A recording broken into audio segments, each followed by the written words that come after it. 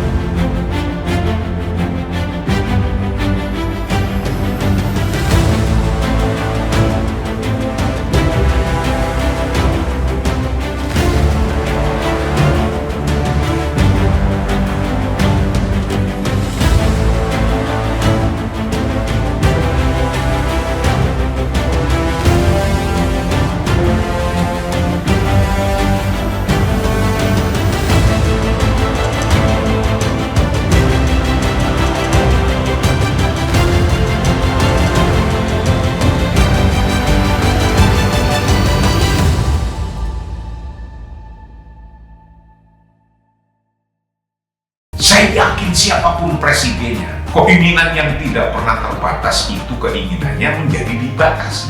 Inilah esensi puasa. Dalam rangka menyambut Ramadan 1446 Hijriah, Energi Juang News bekerja sama dengan Pondok Pesantren Ngalah Al-Falah mempersembahkan Energi Iman, menghadirkan ulama-ulama nasional dengan kajian-kajian yang menyejukkan, sinkron dan mencerahkan. Saksikan tayangannya hanya di channel Energi Juang News.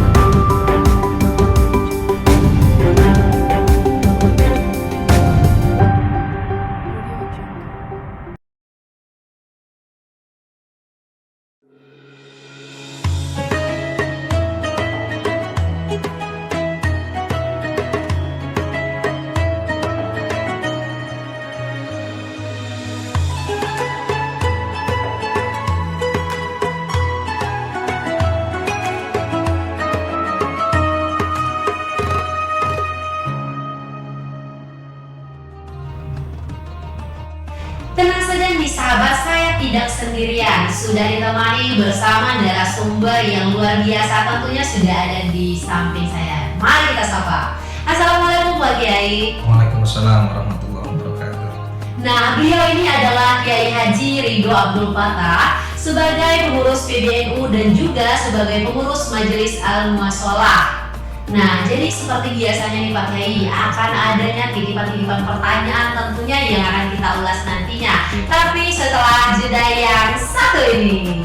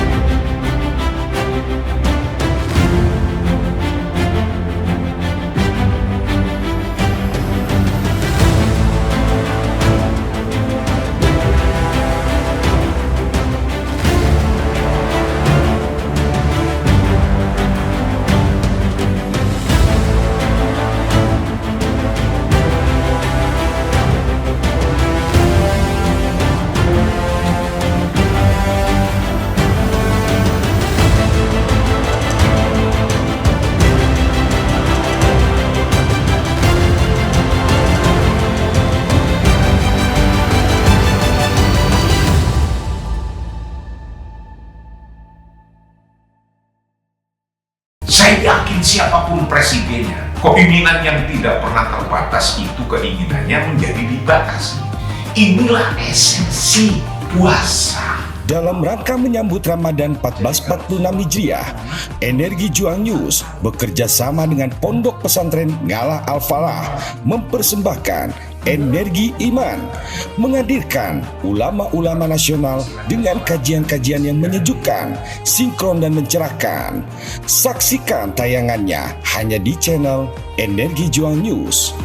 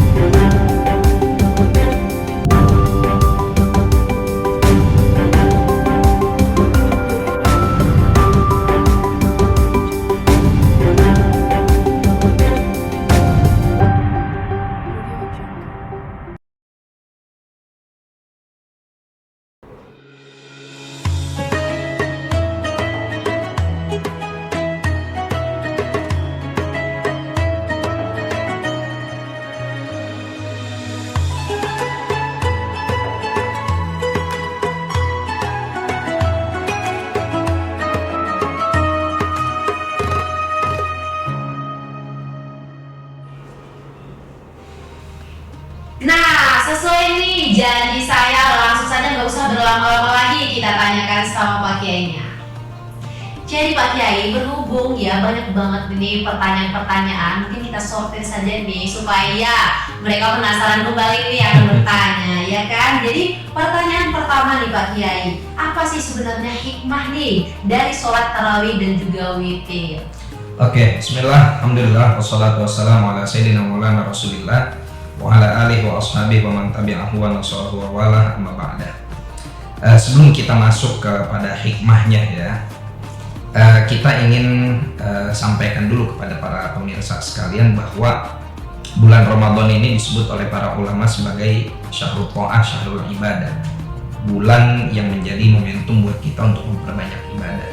Dan apakah bulan lain nggak ada ibadah? Ya enggak, maksudnya intensitas ibadah kita di bulan tersebut mesti ditambahkan, karena setidaknya manusia ini kan dalam 1 tahun siklus kehidupannya paling tidak dia mesti ada waktu untuk rehat, untuk healing, untuk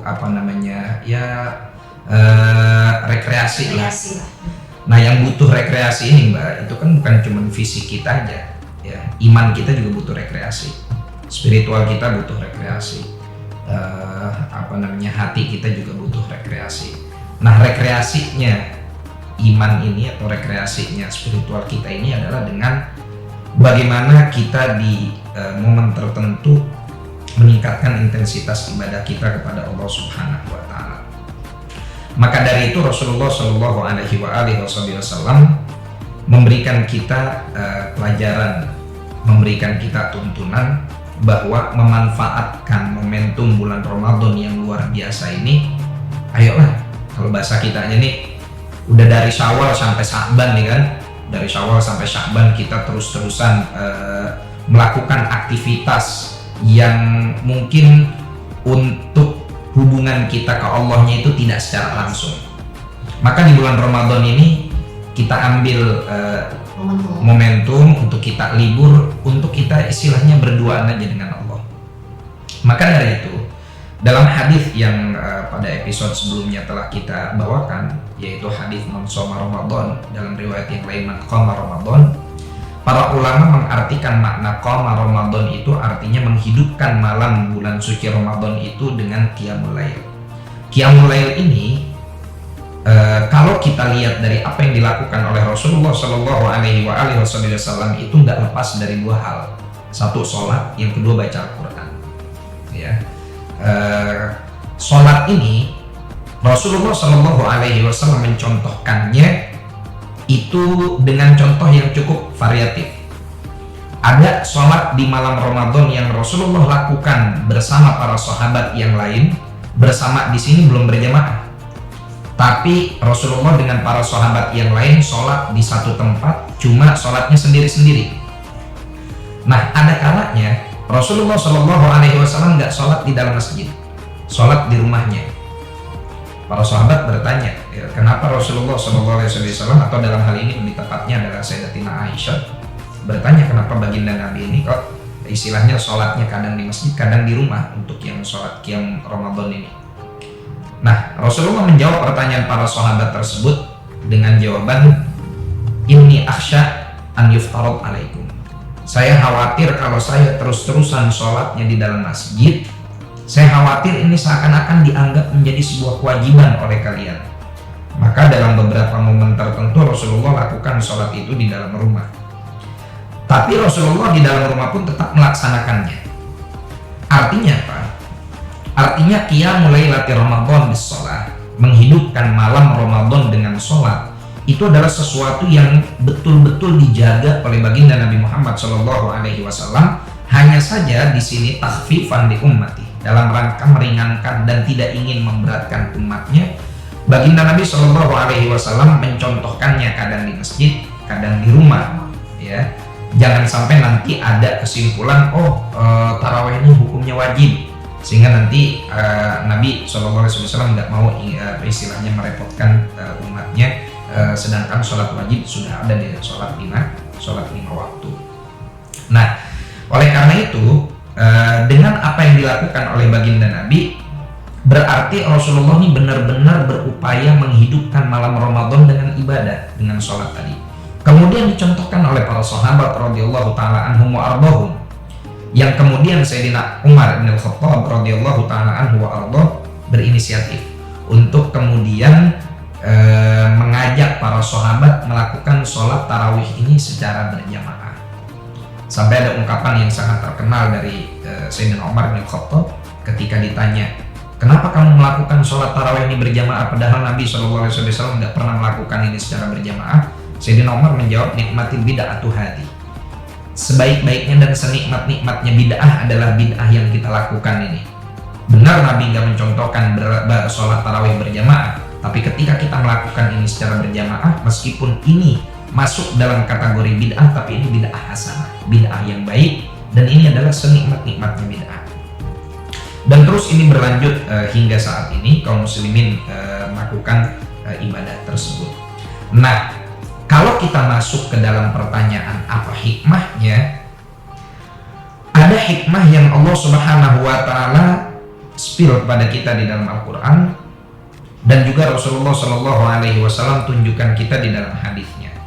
Setidaknya Imam Ibnu Khuzaimah meriwayatkan di dalam kitabnya sebuah hadis yang datang atau yang tersambung kepada Sayyidina Murrah Al-Juhani.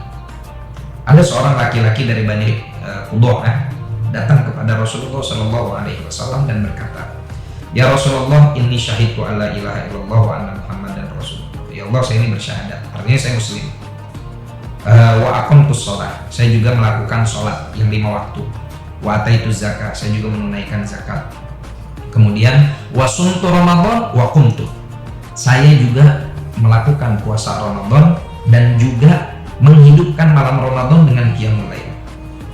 Apa jawaban baginda Nabi? In kunta ala hada, in kunta mutta ala hada, kalau kamu meninggal dalam keadaan, artinya kamu betul-betul menjaga yang sudah kamu sebutkan tadi, fatakunu minas siddiqin wa syuhada, atau fatuktabu minas siddiqin wa syuhada, atau kama qala. Nabi bilang bahwasanya kalau kamu betul menjaga ritme ibadahmu ini dengan baik yang sudah kamu sampaikan ke saya, maka kamu akan dituliskan termasuk dalam rombongan siddiqin dan para syuhada. Asyahid di sini jadi dalilnya adalah ketika si sahabat ini bilang, saya ya Rasulullah melakukan puasa di siang Ramadan dan juga qiyamul lail di malam Ramadan. Apa kata baginda Nabi? Nah, ini jadi hikmah nih Mbak ya. Jadi hikmahnya adalah bahwa manfaat kamu dari melakukan hal-hal tadi yang termasuk di dalamnya adalah qiyamul lailati Ramadan, menghidupkan malam Ramadan tentunya dengan sholat tarawih dan juga sholat sunnah witir, kamu akan ditulis di dalam rombongan siddiqin. Nah, pertanyaannya, siapa itu siddiqin? Ya kan? Siapa itu siddiqin? Siddiqin ini adalah derajat yang sangat tinggi dalam darajatul wilayah, dalam derajat kewalian. Mereka adalah orang-orang yang dalam keimanannya itu nggak ada keraguan sama sekali dengan Nabi Muhammad Shallallahu Alaihi Wasallam seperti yang dilakukan oleh Sayyidina Abu Bakar. Kenapa Sayyidina Abu Bakar dikasih gelar As-Siddiq? Karena dulu pada saat peristiwa Isra wal Mi'raj, mungkin kita agak keluar sedikit ya. Oke. Ini kan ketika Rasulullah ngaku ya bahwasanya dan mengumumkan bahwasanya beliau melakukan perjalanan yang sangat luar biasa dari Masjidil Haram di kota Mekah ke Masjidil Aqsa di Palestina lalu naik ke Sidratul Muntaha dalam waktu yang sangat singkat. Momentum ini berusaha dimanfaatkan oleh orang-orang kafir untuk apa? Untuk membuat para sahabat Nabi ragu. Bahasa kata gini, ya, sampai mereka datang kepada Sayyidina Abu Bakar. Kalau bahasa kitanya nih, Abu Bakar, lu dengerin dia tuh. Temen ente ngomongnya udah makin ngaco.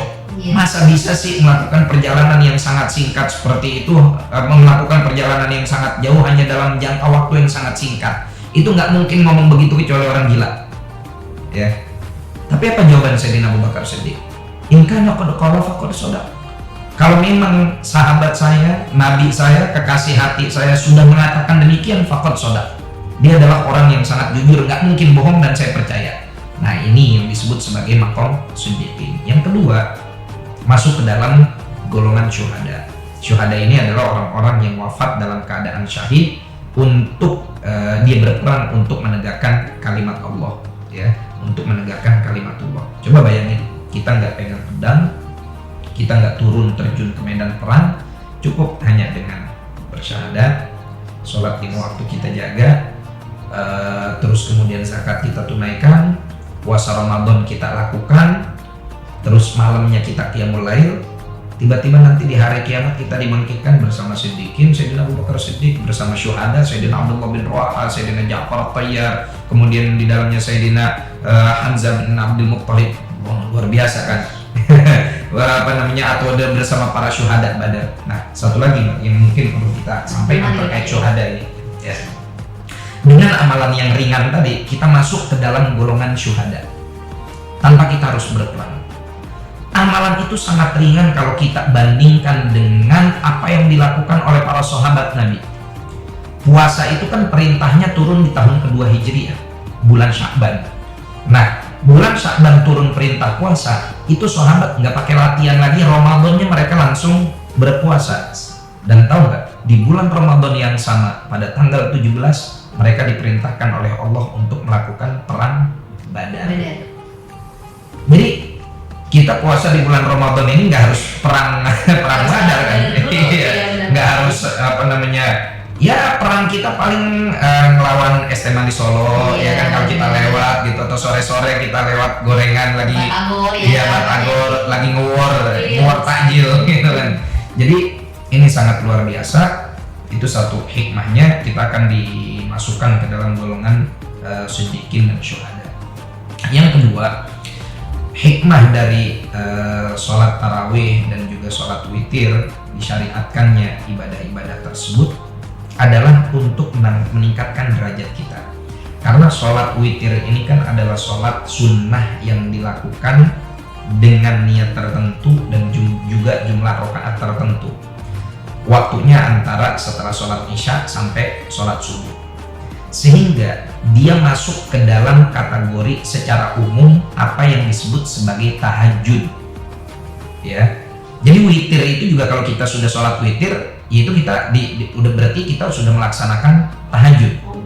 Berarti berbarengan itu. Iya, artinya kita boleh nih sholat sunnah lain-lain tanpa kita niatin witir. Saya misalkan sholat sunnah mutlak, ada hajat, saya sholat sunnah, dilakukan di malam hari, itu namanya tahajud, ya. Terlepas khilaf di kalangan ulama apakah harus tidur dulu atau boleh sebelum tidur, tapi witir itu sendiri adalah bagian dari tahajud. Karena Allah kan bilang dalam Al-Quran, wa minal laili fatahajjad bihi nafilatan lak asa ayyab'atsaka rabbuka maqaman mahmuda. Ambillah di sebagian malam kalian itu tahajud, yang kemudian para ulama ini memaknai tahajud itu adalah sholat yang kita lakukan, sholat sunnah yang kita lakukan di malam hari, dan waktu paling afdolnya adalah sepertiga malam terakhir. Ya, ada sebagian yang mengatakan lebih utama kalau seandainya tidur dulu, ada yang mengatakan boleh kok, nggak masalah kalaupun dilakukan sebelum tidur. Dan sholat witir ini hukumnya sunnah muakkadah karena Nabi SAW sebagaimana diriwayatkan oleh Sayyidina Abdullah bin Umar melakukannya safaron wa hadron, baik dalam perjalanan ataupun di saat beliau stay di rumah. Ya, artinya kalau di keluar kota beliau tetap jaga tuh sholat witirnya. Nah, melihat dari sholat tahajud, sholat witir ini bagian dari sholat tahajud, kita pengen tahu apa sih fadilah sholat tahajud. Allah bilang, asa an yab'atsaka rabbuka maqaman mahmuda. Allah akan berikan kepadamu derajat yang tinggi di surga. Mau apa lagi kita? Allah, semoga kita menjadi salah satu. Amin ya rabbal alamin ya Allah bitaufiq. Ini sebelumnya nih Pak Kiai, sebelum kita lebih lanjut lagi kan, nantinya pasti adanya intisari rangkuman yang mereka tunggu-tunggu nih Pak Kiai.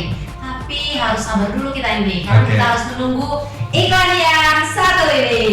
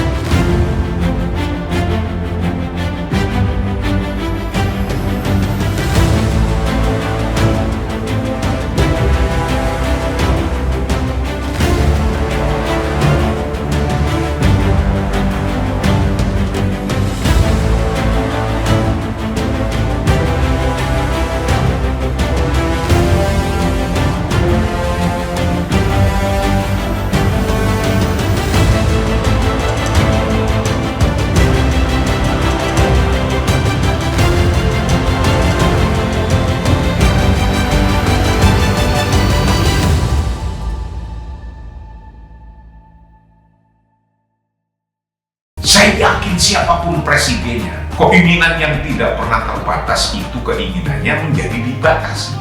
Inilah esensi puasa. Dalam rangka menyambut Ramadan 1446 Hijriah, Energi Juang News bekerja sama dengan Pondok Pesantren Ngalah Al-Falah mempersembahkan Energi Iman, menghadirkan ulama-ulama nasional dengan kajian-kajian yang menyejukkan, sinkron dan mencerahkan.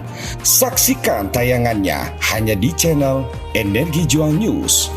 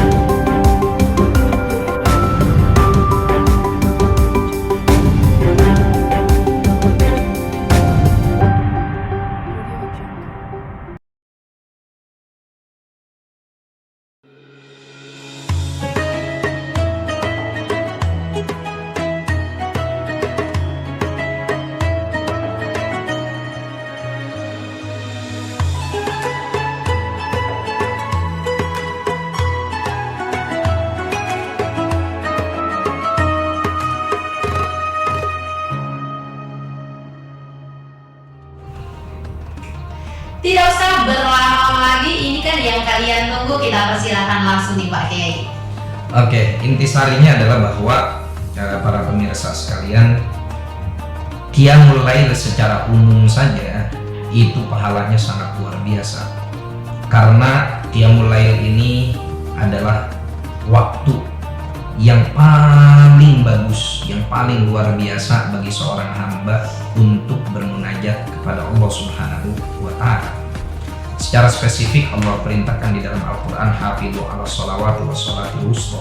Para ulama menerjemahkan atau menafsirkan sholatul wusta ini adalah sebagai sholat witir yang dia hukumnya adalah sunnah muakkadah. Kemudian juga di dalam hadis-hadis yang lain Rasulullah Shallallahu Alaihi Wasallam menggambarkan bahwasanya yang zilu rabbuka ila sama'i dunya Allah Subhanahu wa Ta'ala pada malam hari itu menurunkan rahmatnya ke langit dunia. Fayaqulu hal min mustaghfirin fa'aghfir. Kemudian Allah Subhanahu wa Ta'ala berseru kepada hamba-hambanya, ada enggak yang meminta ampunan pada malam hari ini? Fa'aghfir, pasti akan aku ampuni. Wa hal min ta'ibin fa'atuba alaih. Ada enggak orang yang mau bertaubat malam hari ini? Pasti aku akan terima taubat orang tersebut. Wa hal min qadi hajah fa'aqdi hajatah. Ada enggak yang malam hari ini pengen mewujudkan hajatnya? Maka aku akan tunaikan hajat hamba tersebut.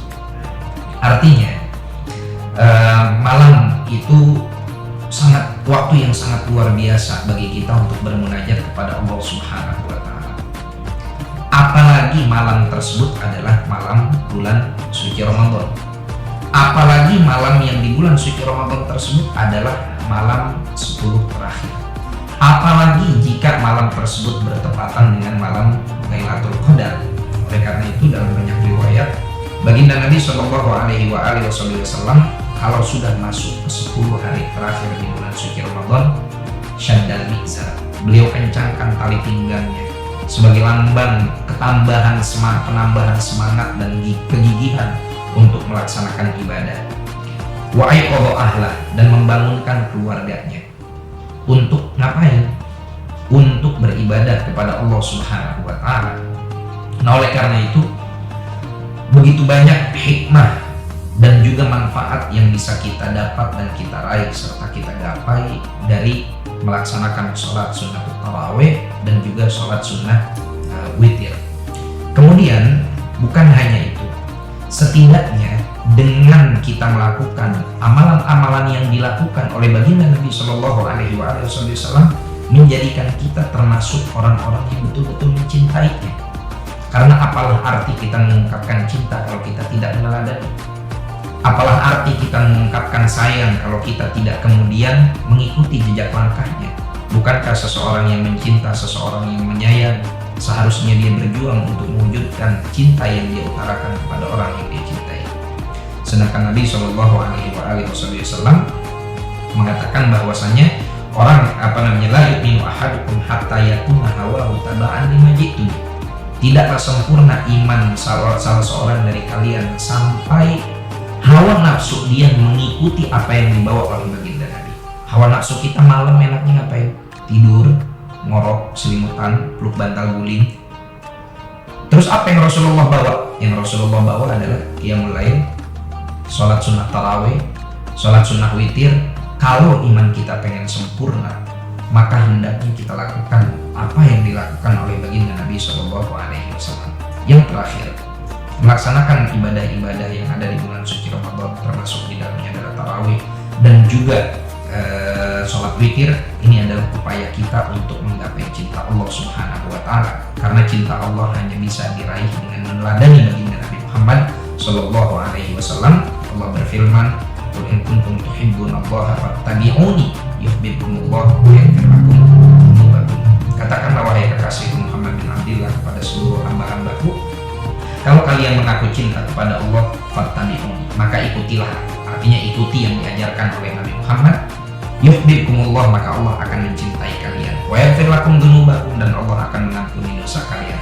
Dan Allah kalau sudah cinta kepada hambanya, seluruh malaikat pun akan mencintai hamba tersebut, dan hamba tersebut akan mendapatkan qabul di dalam setiap doanya. Masya Allah, tabarakallah, singkat, padat, penuh makna sekali. Terima kasih nih Pak Kiai sudah berkenan hadir pada hari ini kembali ya. Nah, untuk nih sahabat energi iman dimanapun kalian berada, jangan pernah dilewatkan nih di acara dengan topik-topik yang sangat inspiratif tentunya. Dalam acara Energi Iman. Wassalamualaikum warahmatullahi wabarakatuh.